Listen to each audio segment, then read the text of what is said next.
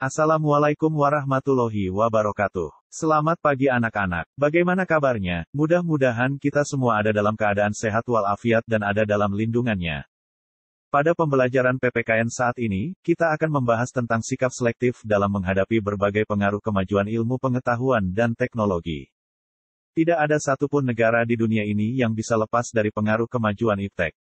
Meskipun negara tersebut dikenal sebagai negara adidaya atau negara maju, tetap saja tidak bisa melepaskan diri dari kemajuan iptek.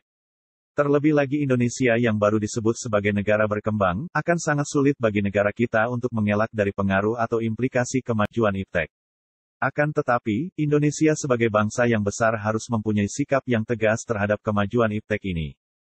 Ada 3 alternatif sikap yang bisa diambil oleh bangsa kita dalam menghadapi kemajuan iptek. Pertama, menolak dengan tegas semua pengaruh kemajuan iptek dalam semua aspek kehidupan. Kedua, menerima sepenuhnya pengaruh tersebut tanpa disaring terlebih dahulu.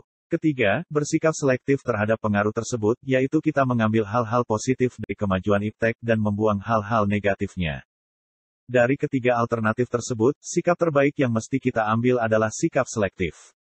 Dengan sikap seperti itu, kita dapat mengambil keuntungan dari kemajuan iptek dan terhindar dari dampak buruknya, karena semua pengaruh kemajuan iptek yang kita terima telah melalui proses penyaringan terlebih dahulu. Adapun alat penyaringnya adalah Pancasila. Nilai-nilai Pancasila merupakan cerminan dari nilai-nilai budaya bangsa yang dapat diterima oleh semua kalangan sehingga dapat dijadikan benteng yang kukuh dalam menghadang pengaruh negatif dari kemajuan iptek. Oke, berikutnya kita akan membahas sikap selektif terhadap pengaruh kemajuan iptek di bidang politik, ekonomi, dan sosial budaya. Sikap selektif terhadap pengaruh kemajuan iptek di bidang politik. Bangsa Indonesia harus mampu menunjukkan eksistensinya sebagai negara yang kuat dan mandiri, namun tidak meninggalkan kemitraan dan kerjasama dengan negara-negara lain dalam hubungan yang seimbang, saling menguntungkan, saling menghormati, dan menghargai hak dan kewajiban masing-masing. Untuk mencapai hal tersebut, bangsa Indonesia harus segera mewujudkan hal-hal sebagai berikut. 1. Mengembangkan demokratisasi dalam segala bidang. 2. Mengaktifkan masyarakat sipil dalam arena politik. 3. Mengadakan reformasi lembaga-lembaga politik agar menjalankan fungsi dan peranannya secara baik dan benar. 4.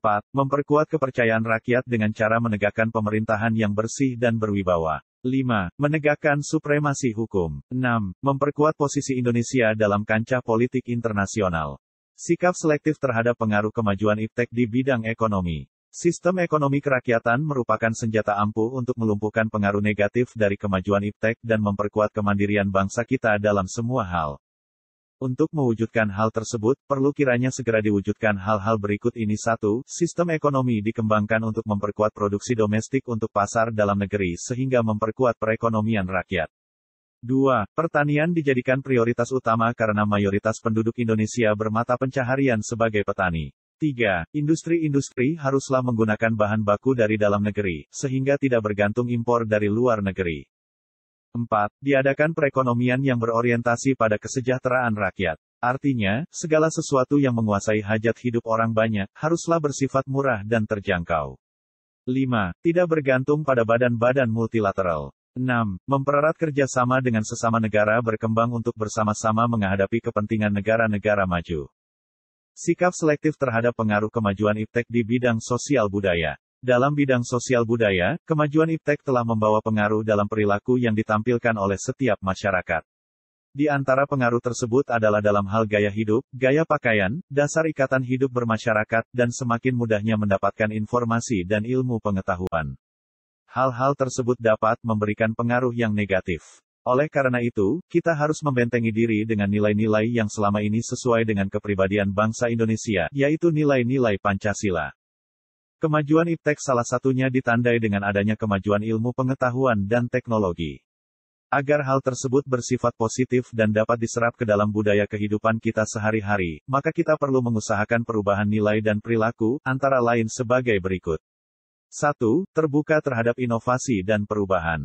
2. Berorientasi pada masa depan daripada masa lampau.